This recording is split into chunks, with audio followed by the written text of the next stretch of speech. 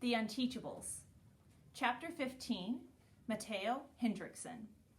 The whole class gets suspended for the rest of Spirit Week. If that doesn't sound like a bad punishment, remember that your parents need to rearrange their work schedules so that you're not left completely alone.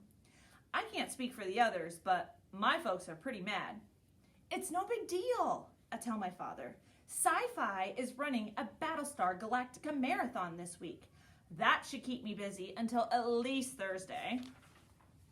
Dad is like Zeus from Percy Jackson. No thunderbolts, but when he's in a bad mood, you definitely want to stay clear of Olympus. If you think this is a vacation, mister, you're sadly mistaken. You're going to sit in your room and reflect on how it's wrong to steal. It wasn't stealing, I insist. Stealing is the great train robbery. This is the Grinch. Better than the Grinch. The Grinch tried to steal Christmas, but he couldn't. We really did steal Spirit Week. You stole it from yourselves, he retorts. Everyone else gets to enjoy it. We were already banned before we were suspended. Besides, Mr. Kermit's right. It's dumb to have Spirit because it's on the calendar, or because people are blowing horns in your ear. He frowns. Mr. Kermit, I don't like what I'm hearing about that guy. Mr. Kermit's a good teacher, I argue. At least he could be if he ever teaches anything. Look at Yoda. He may be a puppet with bad grammar, but he's also the greatest teacher in the galaxy. In fact, I might have to switch Mr. Kermit from the Grinch to Yoda, just like I'm going to have to switch Barnstorm from the Flash to Aquaman, because he's an amazing swimmer, even with a bad knee and a foot that's been stomped on by Elaine. Come to think of it, if we're all suspended, does Mr. Kermit still have to go to school? There's nobody there for him to teach. Actually, I think he might like that. But it's possible that he's suspended too. Dr. Thaddeus seems really mad at him. Nah, Ribbit's not suspended, Parker tells me when I run into him on a delivery to the farmer's market. His car's been in the parking lot all week. How would you know that? I ask. Whenever I'm near the school on business, I look around a little. Business? I echo. Farm business. I got potatoes for Foodland, cantaloupes for the truck stop, and rutabagas for local table. Dad says they pay the most because they can't bring in produce from more than 20 miles away. By the time we get back to school the next Monday, Spirit Week is over, and there isn't a vuvuzela in sight. Otherwise, everything is the same, except for room 117. In fact, the place looks so different that when I walk in, I actually step back into the hall to check the number on the door. No, it's 117 all right. And the other SCS 8 kids are taking their seats as usual. But we're still all looking around in wonder. There's a huge map of the world on the back wall, next to star charts from the northern and southern hemispheres. At the front, there are bulletin boards for math, science, English, and social studies. There's a rolling cart of laptop computers. There are books on bookshelves. The empty supply closet isn't empty anymore. Through the open door, we can see stacks of paper, pencil, scissors, and art supplies. Another thing that's different, Mr. Kermit is already here. He's at the science board, pinning up a large periodic table of elements. It throws some of us because when the teacher makes his usual entrance 10 minutes after the bell, that's our sign to start ribbiting. Sure, there are a few ribbits, but they seem random and half-hearted. Kiana speaks up. Mr. Kermit. Oh! He turns away from the board as if noticing us for the first time. Good! Everybody's here. Before we get started, I want to say something about last Monday down at the river. I know you were only trying to help, so let's chalk it up to temporary insanity. And thanks. But next time, not that there will be a next time, well, please find somebody else to help.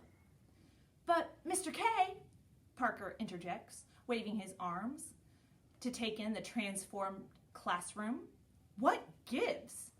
Mr. Kermit looks uncomfortable.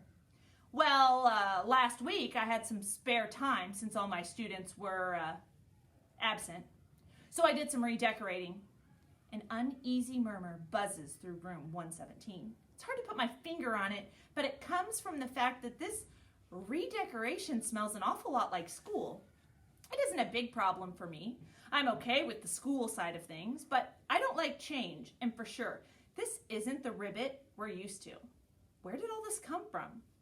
At that moment, the door is flung open and Miss Fountain breezes in, beaming. What do you think, everybody? Isn't it awesome?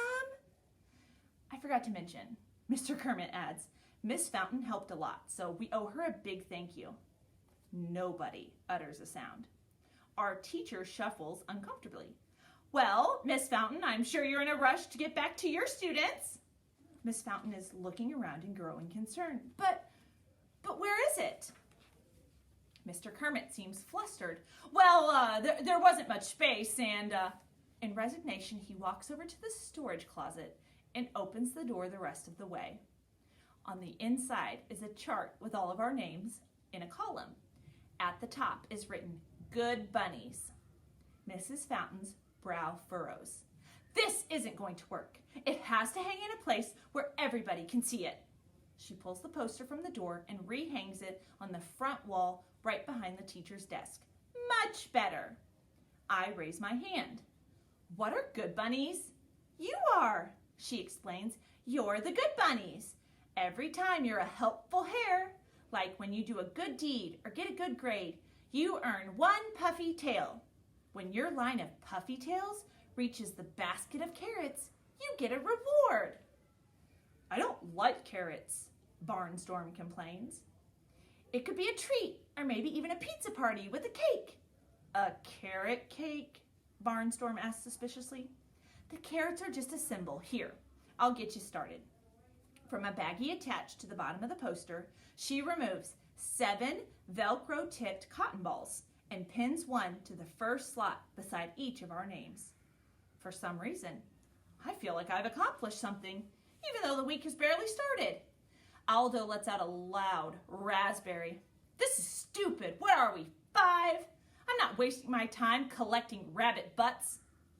Mr. Kermit is annoyed. All right, smart guy, you cost yourself one, and his face twists. Puffy tail. He pulls off the Velcro sticker and puts it back in the bag. Not fair, grumbles Aldo. Miss Fountain is just about to go back to her own class when there's a knock at the door, and this new guy walks in. He's an adult, but not one of the teachers, and he looks really familiar, although I can't place where I've seen him before. Mr. Kermit knows him, that's for sure. Our teacher has gone white to the ears, like he's staring into the great pit of Carcoon from Return of the Jedi. The newcomer says, I don't know if you remember me, Mr. Kermit. As soon as I hear the voice, I recognize him. Barnstorm beats me to the punch. Dude, you're Jake Terranova.